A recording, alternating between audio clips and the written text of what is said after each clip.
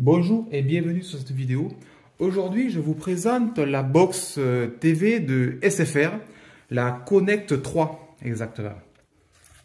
C'est écrit derrière, Connect TV version 3. Voilà.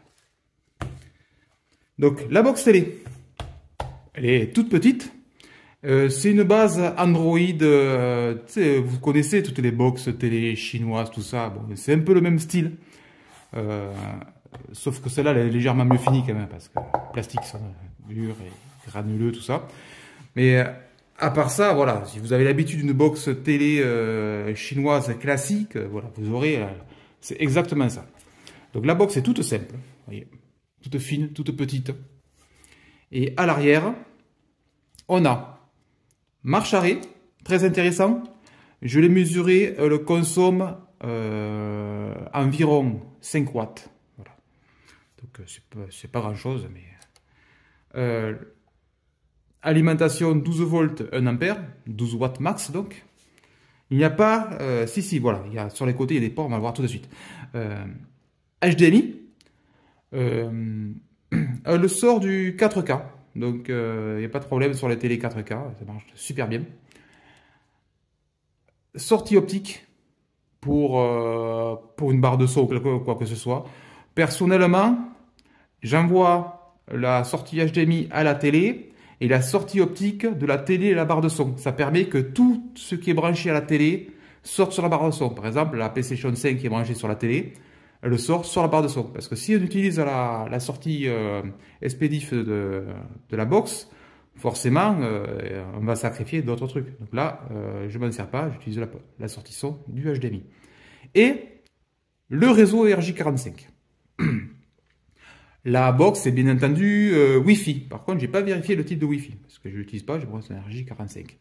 Mais bon, ça c'est au minimum du Wi-Fi AC. Sur le côté, il y a un port micro SD pour étendre la mémoire. La mémoire interne est de 16 Go pour les applications. 16 Go pour les applications, c'est large puisque les applications Android TV ne sont pas si grosses que ça. Un port USB. Ça, c'est très très bien, USB 3 en plus, pour brancher, vous branchez un stick et vous lisez ce qui est dessus, par exemple avec Kodi. Oui, parce que Kodi est dans le store Google, il y a bien Kodi, donc vous pouvez installer Kodi. Et d'ailleurs, on peut installer d'autres du store, puisqu'il y a aussi Downloader qui est dans le store, donc avec Downloader, on peut télécharger des APK et les installer sans problème. Et le bouton Reset en cas de problème. Que dire de plus sur cette box? Elle est à base de SoC, System on Chip. S905X4. Le S905X4, c'est un processeur qui est sorti en 2021, si je m'abuse, un truc comme ça. Donc il a un peu ancien, mais il marche, un peu ancien, c'est une façon de parler, mais il a 2 ans, mais il marche super bien, il gère tous les formats de compression, H265, même le AVC en 4K, 60 images par seconde. Donc elle le lira absolument tout, il n'y a pas de problème, cette box est très puissante. Pour une box Android TV basique comme ça. Et d'ailleurs, j'ai une Shield TV 2019 version Roule PQ. En fait, elle ressemble à une Roule PQ, la box. Et celle-là est plus performante. Donc, c'est pour dire l'évolution qu'il y a eu en quelques années. Donc, S905X4, la pop de Free, qui est une très bonne box, a un S905X2 pour comparer. 2 Go de RAM et 16 Go de mémoire de stockage interne format eMMC. Voilà, donc je vous ferai voir vite fait à quoi ressemble l'interface, puisqu'elle n'a pas une interface Android TV classique, elle a une surcouche de CSFR. C'est pas ce que je préférerais avoir disponible l'interface Android comme le fait Free sur la pop, mais avec l'interface de SSR, un sensor et ça marche très bien. La télécommande, elle n'est pas rétroéclairée. Les 2 piles de type AAA sont AAA sont livrées avec, c'est un détail, mais, ainsi qu'un cordon HDMI. Voilà, donc ça c'est bien. La télécommande, vous pouvez voir, elle allume un petit voyant quand on appuie dessus. Et la Bluetooth, d'ailleurs je viens de l'allumer et comme je ne trouve pas la box, donc elle fait n'importe quoi, le clignote, c'est pas grave. Elle peut piloter une télé, je m'en sers pas, mais voilà, elle peut piloter une télé. Changer les sources de la télé et le bouton marche arrêt via CEC peut piloter la télé aussi. Des touches de raccourci, Netflix, Prime, Disney+, Canal+. Bien entendu, ce n'est pas abonné à tout ça, ces boutons ne servent à rien. J'aurais préféré ce qu'a fait Nvidia sur la Shield. Sur la Shield, la télécommande, il y a une touche Netflix, c'est tout. Et un bouton macro qui est configurable. Un clic, ça fait une action. 2 clics, ça fait une autre action. Et un clic long, ça fait une autre action. Ça, c'est super. Bon, là, c'est pour le contrôle quand on fait en pause une vidéo et compagnie. Touche directionnelle, menu Home, très pratique. Une fois on va sur le menu Home SFR, un appui long, on va dans les applications. Voilà, ça c'est intéressant à savoir. Et le reste c'est dédié à la télé. Et à la Google Assistant. Qui est là, d'ailleurs on voit avec les petites touches Google Assistant. Voilà, donc petite box. Mais franchement, elle fait bien le taf. Bon voilà, l'interface, à quoi elle ressemble? Elle ressemble à ça. Un peu affiché l'aperçu de la chaîne. Je l'ai désactivé parce que je trouve que ça fait légèrement ramer l'interface. Alors que voilà, elle est correctement fluide. C'est un problème avec l'interface, la fluidité. Ce n'est pas un problème de la box. La box est assez rapide. L'interface, voilà à quoi ressemble. Donc les services tout en bas, à la une avec des infos à la con et la chaîne. Ben, la chaîne, je vais juste désactiver le son, voilà, comme ça, parce que pour pas avoir de... J'ai cliqué sur au mauvais endroit. Voilà, le zapping est assez rapide, il n'y a pas de problème, ça affiche des infos. Un peu enregistré. Enregistré, on a 100 Go, je pense, de mémoire, c'est dans le cloud que ça s'enregistre, donc bon, avec la fibre, c'est pas de problème. Voilà, les infos, on peut mettre en favori, bon, tout ce qu'il faut d'une box télé. On appuie sur le menu Home, on revient là, pour voir le guide, très pratique si on veut enregistrer des trucs, voilà, il suffit de cliquer dessus et de faire enregistrer. Donc, comme je disais, on a 5 Go, donc il y en a marre. Des replays, les replays, il y en a beaucoup, voilà. Et il marche bien, j'ai testé un peu quelques trucs. Voilà, il y a même le replay de chaînes très voilà, qu'on ne trouve pas de partout, mais voilà. Il y a les replays de quasi tout, c'est vraiment pas mal ça. Qu'est-ce que je peux dire d'autre?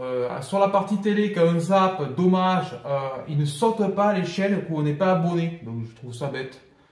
Quand on zappe rapidement, on tombe sur des chaînes, il marque vous n'êtes pas abonné, cliquez aussi pour vous abonner, je trouve ça à la con. Les applications au-dessus, elles sont là. Une sélection qu'on ne peut pas changer et les applications qui sont dessous, c'est la dernière qu'on a lancée en fait. Donc là, j'ai lancé YouTube, ADN, le Play Store. Et celles qui sont dessus, celles qui sont par défaut là-haut, n'apparaissent pas en bas. Donc si vous lancez Netflix, ça ne va pas déplacer YouTube. C'est juste ça. Et quand on est sur un autre menu, comme ce que je disais tout à l'heure, si on laisse appuyer 2 secondes sur Home, on arrive là. Voilà, c'est très pratique. Et si je lance des chaînes comme Netflix, vous allez voir, voilà, c'est très fluide et c'est super agréable d'avoir une interface aussi rapide et hop, on peut revenir là. Sachant que je ne l'avais même pas lancé avant, donc ça veut dire que ça fait du pré-cache. Bon, l'outil YouTube, c'est pas le YouTube officiel, je précise, c'est SmartTube, mais bon, après, c'est pareil. Le Play Store, voilà ce que je disais, on a accès au Play Store, et le Play Store est assez complet. Vous pouvez gratter, de tout dedans. Voilà, c'est le Play Store Android Télé, mais il n'est pas limité, ça veut dire qu'ils n'ont pas bridé, par exemple, Kodi, il peut y avoir Kodi. Je ne sais pas s'il est configuré quelque part, mais voilà. Là, il y a Kodi qui est là, et vous voyez, Kodi marche très bien, il n'y a pas de problème. C'est la dernière version, puisqu'elle est directement disponible dans le Play Store. Soit un kit pour libérer ce que consomme la RAM de Kodi. Et vous voyez, vous revenez instantanément sur les applications, même sur la Shield, c'est plus là. Ma Shield 2019 version light, là, c'est pas la Pro que j'ai. Donc, un manque de RAM peut-être. Et là, par exemple, si je retourne sur Netflix, vous allez voir. Voilà, c'est instantané, voilà. Une seconde, on est sur Netflix. Alors que si je fais ça sur ma Shield 2019, j'ai chaque fois le logo, le tadam de Netflix qui s'affiche parce que l'application se recharge. Elle détruit de la RAM. Et après, on peut lancer une autre application, par exemple Prime, je vous faire voir. Ah, là, il y a la mire. Mais normalement, elle en lance qu'une fois, on va voir. Donc je relance Netflix. Je relance Prime. Voilà, c'est instantané une fois qu'elle est chargée. Il n'y a que Netflix qui se précharge au démarrage de la box. Parce que là, la box, je viens de l'allumer, puisque je vous fais voir juste avant à quoi elle ressemblait. Et vous voyez, l'interface est fluide, il n'y a pas de problème. Et le décode absolument tous les formats. Franchement, super box, rien à dire. Il n'y a que l'interface il y a que l'interface de chez SFR là que je trouve celle celle de Free meilleure. Voilà. C'est juste ça. Mais après, elle fait le job, pas de problème. Je vais vous faire voir vite fait les paramètres. Donc on ne voit pas Android, on ne voit jamais Android télé, contrairement à la pop. Là, c'est tout, voilà. Donc là, il y a un espace d'énorme. Oups, il y a mon identifiant, je vais le cacher. Enregistrement, voilà, donc ça c'est des trucs à configurer. On peut mettre un thème clair ou sombre. Moi j'ai mis un sombre parce que j'ai une télé OLED, sinon ça pète les yeux les thèmes clairs.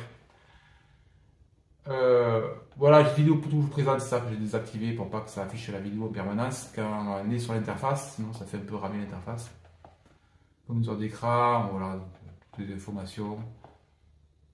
Et là, on est sur les paramètres de l'appareil, et là on retrouve les paramètres qu'on a sous Android. Donc c'est là qu'on peut activer le Wi-Fi, qu'on peut... De toute façon, quand on installe la box, on va demander est-ce que vous voulez être en Wi-Fi ou en filière. Donc si vous êtes en Wi-Fi, il faudra rentrer votre code Wi-Fi. Et si vous êtes en filière, ça marche direct. Les applications, les préparations relatives à l'appareil, là on est vraiment sous Android télé, Android. C'est quelle version de Android d'ailleurs? C'est 11 je crois. Oui c'est ça, Android 11. Donc c'est vraiment un Android récent pour une box télé. Voilà, donc là c'est vraiment tout ce qui est gestion Android classique. Voilà, je l'ai mis CEC, il est là d'ailleurs. Ah, truc sympa sur le son. Paramètres audio avancés. Sortie optique, activez ou pas, ça s'en fout. Le format, s'il y en a du. Moi j'ai une barre de son qui est 2.1, mais si vous avez une 5.1 par exemple, voilà, faut utiliser les formats d'oubli. Et surtout à ces 4 dialogues énonceurs parce que souvent, je sais pas pourquoi, quand on écoute un film en 5.1 par exemple, en 5.1, comme j'ai un kit 2.1, il n'y a pas la voix centrale et comme il n'y a pas la voix centrale, j'entends mal la voix. Donc il y a un truc, dialogue énonceur, c'est que ça va amplifier la partie voix de la piste sonore. Ça c'est pas mal. Soit parce que vous entendez mal et donc vous avez trop de musique, soit parce que voilà, comme moi, vous avez un kit 2.1 et mon kit 2.1 ne gère pas le 5.1, donc forcément il manque la voix avec l'audio des paroles.